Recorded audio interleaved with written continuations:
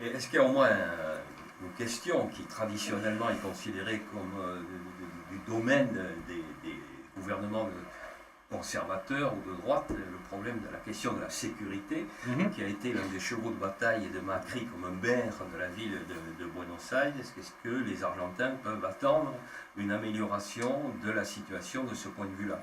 Donc il y a eu, il y a quelques jours, un incident qui a retenu l'attention des médias, celle de l'invasion de trois criminels mêlés à des trafics de stupéfiants qui étaient pourtant incarcérés dans une prison de haute sécurité, qui ont été rattrapés ultérieurement, mais qui a mis le doigt sur un de ces problèmes qui est quand même un problème qui préoccupe aussi la population, notamment de la province de Buenos Aires.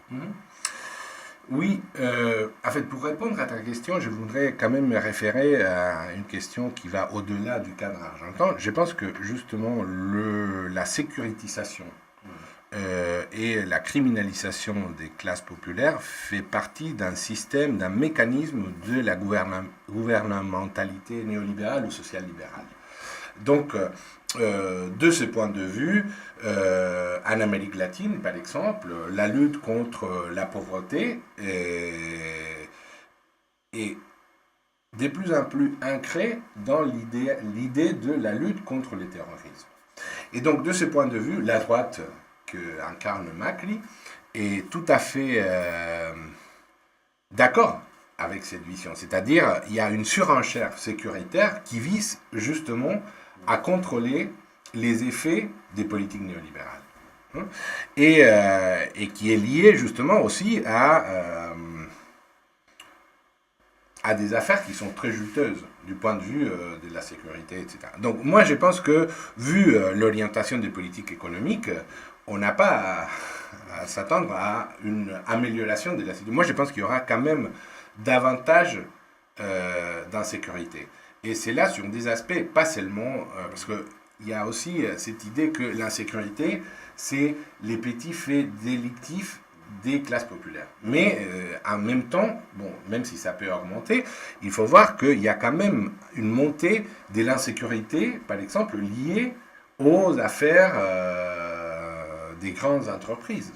Et ça fait partie de l'insécurité. Par exemple, en Argentine, on a connu une fuite des capitaux entre 2012 et 2013, de la part des entreprises, de la part de privés, etc. Et pour moi, ça fait partie aussi de cette montée de l'insécurité. Donc, il faut, je pense, évoquer cette question parce que sinon, on risque de stigmatiser le problème de l'insécurité comme si c'était quelque chose exclusivement lié aux classes populaires. Donc, de ce point de vue, je pense que, contrairement à ce qu'on pouvait s'attendre, justement, la politique économique et sociale va aggraver des conditions d'insécurité. Moi, je suis tout à fait pour le traitement de la question de l'insécurité liée à la question de la pauvreté. C'est-à-dire, on ne peut pas séparer les deux choses, et donc j'inscris une démarche de politique de sécurité démocratique dans cette logique. Je ne crois pas que ce soit le programme de Macri, lorsqu'il a été pendant 8 ans à la tête de l'exécutif de la ville de Buenos Aires.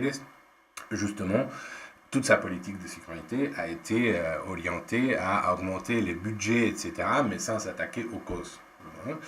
Et donc, cette affaire qui a un peu éclaté, qui est la première grande crise qu'il y a eu le gouvernement, c'est-à-dire l'évasion de 3 personnes qui étaient condamnées à mort, je pense que, bon, ça fait, entre autres, ça fait partie des disputes internes à les forces de sécurité qui sont rongées en fait par la corruption, ça il faut le dire, mais je ne crois pas qu'à moyen terme ça permette de démocratiser la politique de sécurité en Argentine. Une question, je ne sais pas si elle est marginale ou anecdotique, est-ce que le fait que le pape soit argentin, qu'il ait des préoccupations sociales assez fortes, est-ce qu'on peut considérer que ça joue un rôle sur l'évolution de la politique en Argentine, de près ou de loin, ou pas du tout? Je ne suis pas un expert en sociologie de la religion, mais je suis argentin.